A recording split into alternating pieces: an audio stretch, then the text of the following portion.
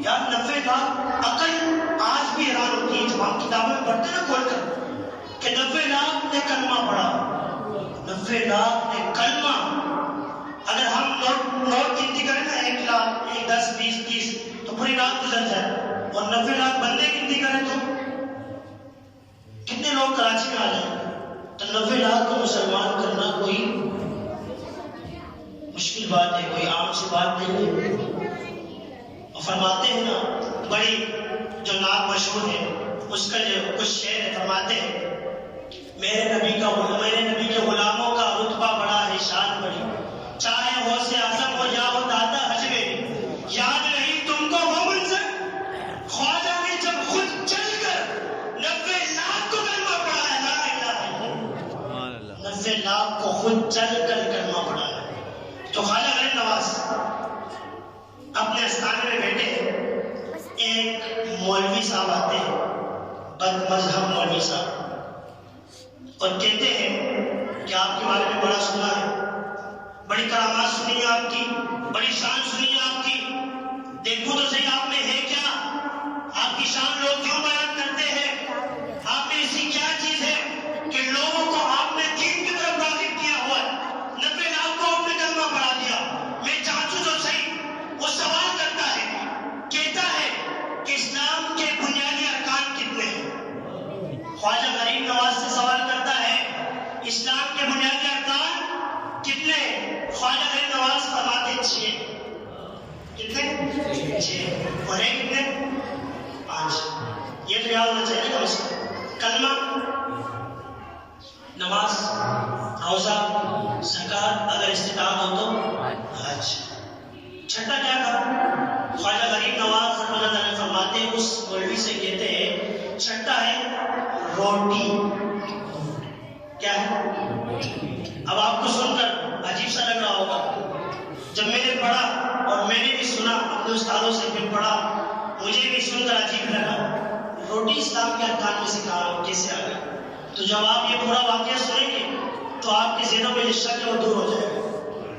تو وہ کہتا ہے روٹی, یہ کون سا اسلام ہے کہ 6 ارکان ہے, روٹی یہ چھٹا. تو خواجہ غریب نواز نے فرمایا ہے. تو وہ مولوی صاحب حج پہ جاتے ہیں قافلہ لے کر.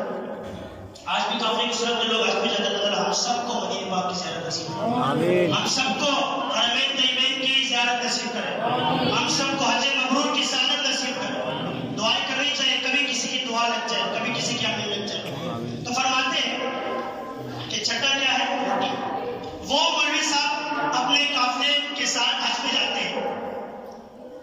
اس وقت حج پہ یا تو پیدل جاتے تھے, یا اونٹ خچر کی سواری پہ جاتے تھے, یا کشتی میں سوار ہو کر جاتے تھے. تو وہ مولوی صاحب کشتی میں اپنے قافلہ لے کر گئے, حج کیا, نوافل ادا کیے, صفا اور سعی وغیرہ سب کچھ کیا جو حج کا ارکان ہے, سب کر کے واپس آ رہے تھے. طوفان آیا, آندھی آئی, پورے قافلے کو غرق کر دیا.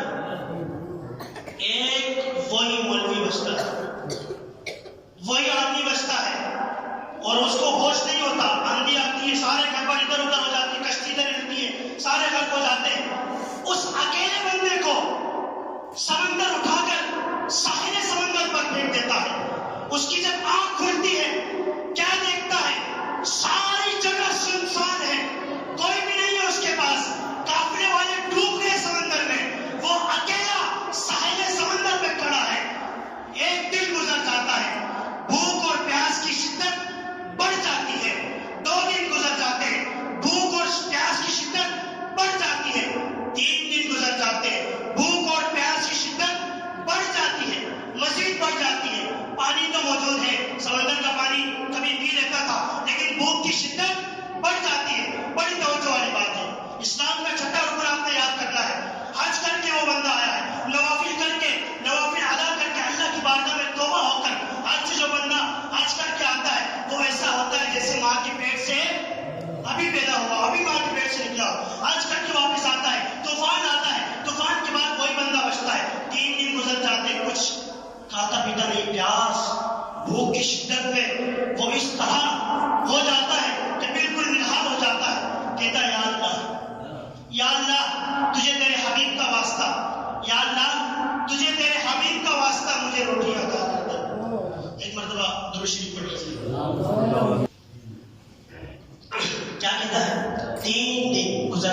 بھوک اور پیاس کی شدت میں.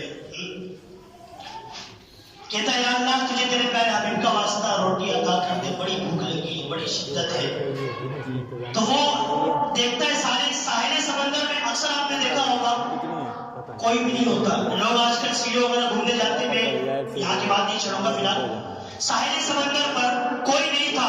ایک بندہ سر پر ٹوکری رکھتے ہوئے روٹی لے لو روٹی لے لو آوازیں لگا رہا ہوتا ہے. کیا آوازیں لگا رہا ہوتا ہے؟ مجھ سے روٹی لے لو، میں بیچنا چاہتا ہوں. وہ شخص بھاگتا ہوا آتا ہے، یار مجھے روٹی دے دو، بڑی بھوک لگی ہے. میرا پورا واقعہ سناتا ہے، سمندر میں طوفان آیا فلاں فلاں، یہ پورا واقعہ سناتا ہے. پھر وہ بندہ کہتا ہے اچھا ایک روٹی دوں گا، پیسے میں اتنے لوگ. اس نے کہا میں کچھ بھی نہیں میرے پاس، میں خالی ہوں، کنگال ہوں. اس نے کہا تو کہاں سے آیا؟ وہ شخص کہتا ہے میں حج کر کے آیا. اس نے کہا تو اپنے حج کا ثواب مجھے ادا کر دے، مجھے روٹی ادا کر دے. تو وہ کہتا ہے میں نے تجھے حج کا ثواب دے دیا، روٹی دے، بڑی بھوک لگی ہے، بڑی بھوک لگی ہے، روٹی دے. روٹی دیتا ہے. ایک روٹی سے گزارا نہیں ہوتا، ویسے بھی مولویوں کا گزارا نہیں ہوتا. فی الحال میں عام مولوی کی بات نہیں کر رہا، جو خاص طور پر اکثر مولوی اس معاملے میں جو ہے رگڑے میں آتے کہ بہت زیادہ کھانا کھاتے ہیں. تو اس کی وجہ میں بتاؤ، وہ اس لیے زیادہ کھانا کھاتے ہیں اللہ انہیں کھلاتا ہے. بھائی جسے اللہ کھلائے، چاہے وہ مولوی ہو، چاہے وہ غیر مولوی، چاہے وہ شادی شدہ ہو، چاہے وہ نان شادی شدہ ہو، چاہے وہ مرد ہو چاہے عورت ہو، اللہ کھلائے نا.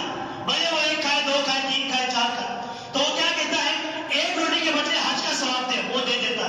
کہتا ہے نہیں مجھے لکھ کے دے، کل تو بھائی مکر جائے گا.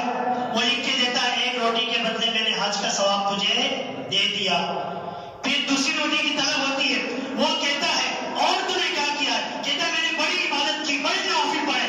وہ کہتا ہے روٹی والا تو مجھے نوافل کا ثواب بھی دے، تجھے دوسری روٹی ملے گی. اسی طرح زکات جتنی ادا کی تھی سب کا ثواب دیتا ہے. جب سب کا ثواب ملتا ہے اور کافی دنوں کے بعد وہ اپنے گھر پہنچتا ہے اور کچھ دنوں کے بعد خواجہ غریب نواز کی بارگاہ میں آتا ہے. خواجہ غریب نواز کی بارگاہ میں آتا ہے. اے خواجہ غریب نواز، تم نے کہا تھا اسلام کے 6 ارکان ہیں، چھٹا روٹی ہے، میں مان گیا ہوں.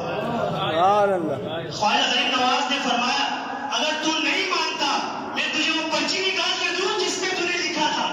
سبحان اللہ. وہ کہتا ہے آپ کو کیسے پتا؟ تو انہوں نے کہا وہ بندہ میں تھا اور کوئی نہیں تھا. سبحان اللہ. تو ان کو دکھانے کے لیے اسلام کے 5 ارکان ہیں. آپ لوگ 6 نہیں سمجھنا، یہ مثال دی. جو لوگ ولیوں کو نہیں مانتے، ولیوں کی کرامات کو نہیں مانتے، ولیوں کی تعریف کو نہیں مانتے، ان کے لیے یہ مثال دے رہا ہوں. کہیں آپ لوگ کہیں گھر پہ نہ چلے جانا بھائی آج کوئی مولوی صاحب آئے تھے کہیں سے اسلام کے 6 ارکان بتا کے چلے گئے. نہیں، اسلام کے 5 ارکان ہیں، لیکن ان کو دکھانا تھا کہ جب بھوک کی شدت ہوتی ہے نا، بندہ نڈھال ہوتا ہے اور جو عبادت کرتا ہے نا اس کا بھی ثواب دینے کے لیے تیار ہوتا ہے. تو اس نے کہا مان کیا کہ نہیں؟ تو ایک شخص جب 90 لاکھ نے کلمہ پڑھ لیا تھا تو وہ ایک شخص کیسے نہیں مانتا؟ جب 90 لاکھ لوگوں نے کلمہ پڑھا تو اس ایک شخص کی تو بات عام سی تھی. تو خواجہ غریب نواز رحمت اللہ تعالیٰ علیہ کو یہ مرتبہ، یہ منصب حضور کے صدقے سے ملا، قرآن پاک کی تعلیم سے ملا، حدیث پاک کی تعلیم سے ملا، قرآن پاک کی تفسیر سے ملا. کوئی بھی اتنا اونچا مقام ڈائریکٹ نہیں پا سکتا. وہ خود فرماتے ہیں خواجہ غریب نواز میرے مریدوں کو فرماتے ہیں میرے مرید کبھی نماز قضا نہیں کرنا، رب کا قرب چاہتے ہو. ہم ان کو مانتے ہیں، ان کے پیروکار ہیں. ہم نمازوں کے پابند نہیں ہیں، شریعت مطہرہ کے پابند نہیں ہے. لوگوں کو تکلیف ہم دیتے ہیں، لوگوں کو دکھ ہم پہنچاتے ہیں. حالانکہ خود حضور نے فرمایا من سلم المسلمون من لسان یدی، کہ وہی شخص، کوئی بندہ اپنے زبان سے بھی کسی انسان کو تکلیف نہ دے، اپنے ہاتھ سے بھی تکلیف نہ دے. آج ہم یہاں سے یہ درس لے کر اٹھیں گے کہ آج کے بعد ہم کبھی نماز قضا نہیں کریں گے. جو خواجہ غریب نواز رحمت اللہ تعالیٰ علیہ نے اپنے مریدوں کو حکم دیا کہ نمازیں قضا نہیں کرو، رب کا قرب چاہتے ہو، تو آج ہم